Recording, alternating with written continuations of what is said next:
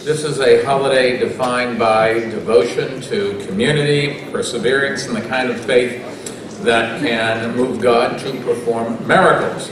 Now, last year, if you remember, I asked for a miracle for the New York Jets. But I think that was very shallow. This year, I'm going full bore and asking for one for the Giants, the Knicks, and the Nets, and the Jets. Basically, every New York sports team. Seriously, for many people, when Hanukkah starts before Thanksgiving, it seems premature, but I think it's actually very appropriate.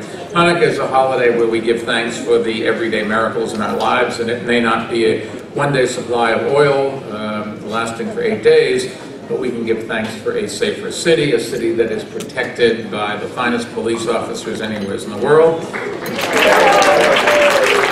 We can give thanks for a healthier city, a city where our people are living longer and our air and water is cleaner than it has ever been.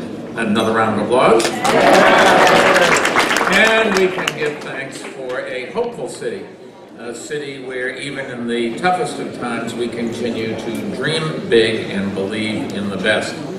Now this year we're also thankful to be celebrating the 65th anniversary of Israel's independence. And they certainly deserve a round of applause. To my late parents and to so many other Jews of their generation, Israel represented a dream fulfilled. And since its founding, Israel has continued to be a source of inspiration for people around the world. And that's only right, because the Jewish people have a proud tradition of resiliency during tough times and generosity to others when they're facing hardships. And that bond is more important now than it has ever been.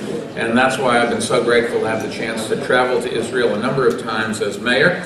In fact, I was lucky enough to return to Jerusalem in late 2011 with my sister for the dedication of a new emergency medical center named in honor of my late father, William H. Bloomberg.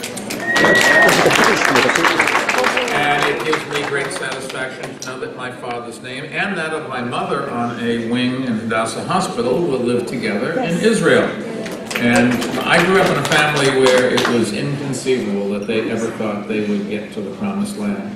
And yet my mother had the luxury of going a number of times. I do look forward also to visiting Israel again next spring, where for some reason that nobody can figure out, at least I can't, I will be honored to receive the first Genesis Prize. And I have said to Prime Minister Netanyahu, what I want to do with the money comes with $1 million, thank you very much, is I want to spend it there and do something to promote commerce between the people in Palestine and the people in Israel. We have to find some ways for everybody to get along in that space, or it won't end nicely for anybody. Today, I think we have to remain steadfast, however, in our support of this brave nation, especially in times like these. So now I would like to invite Consul General Ido Arani to come and say a few words. And he's going to talk for an hour and a half. Fascinating. He even brought his own cup of tea. Lovely wine in the glass. Thank you. I lost my voice. No, that's one thing you never had.